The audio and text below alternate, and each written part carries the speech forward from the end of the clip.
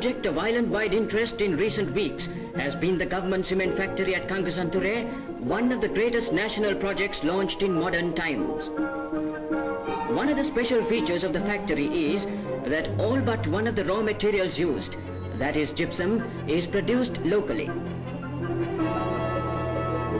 A record crowd assembled to greet the Prime Minister when he arrived to declare the factory open.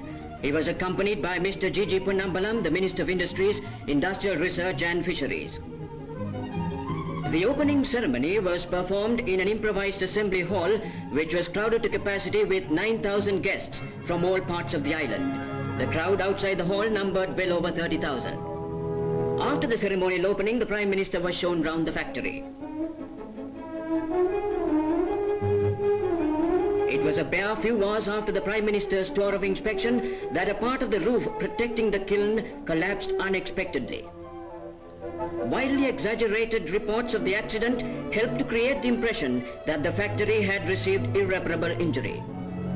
The true position of affairs is revealed in these pictures.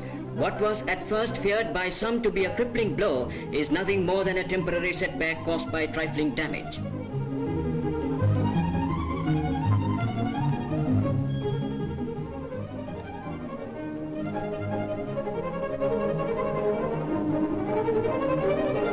Here we see the giant factory at work. The diesel station, which supplies the power to the cement factory and which will shortly cater for the needs of the entire Jaffna Peninsula, is one of the largest diesel stations in the east. The station is equipped with 6 Merlis 750 horsepower diesel engines generating 450 kilowatts each and 2 850 horsepower engines generating 525 kilowatts each. 2 more engines will be added to the strength of the station shortly. When that happens, the power station would be in a position to supply electricity at cheap rates to the electrical department, which would retail current to meet the needs of the entire peninsula.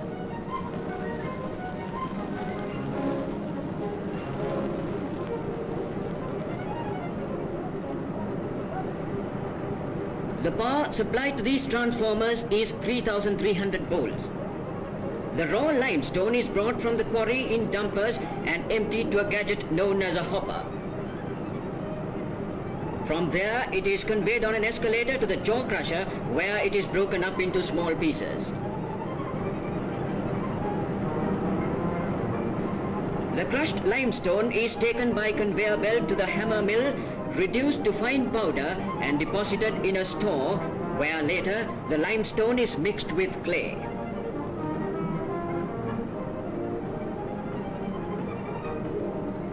Then, with the aid of compressed air, it is pumped into the raw meal silos. From the silos, it is drawn out in proportions and transferred into a hopper, feeding the main kiln where the powder is burnt into clinker. The kiln of the factory, incidentally, is an oil-fired kiln, which is much cheaper than a coal-fired one. In this connection, it is interesting to note the Minister's assurance that normal business efficiency would be maintained in the work of the factory and that the selling price of the cement would be lower than that of any imported variety.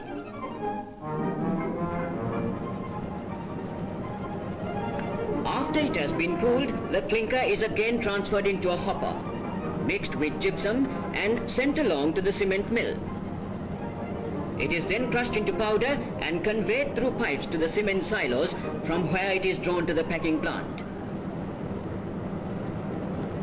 At the plant, the cement is pneumatically blown in from the cement silos, automatically packed into 5-ply cement bags and mechanically conveyed into railway wagons.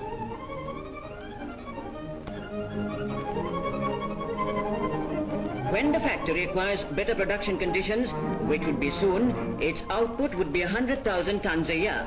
This would be sufficient to meet the entire normal demands of the government and the civilian population. The cement produced at the factory is accepted to be of the highest quality, and with every bag is issued a certificate that its contents are equal or superior to British standard specifications.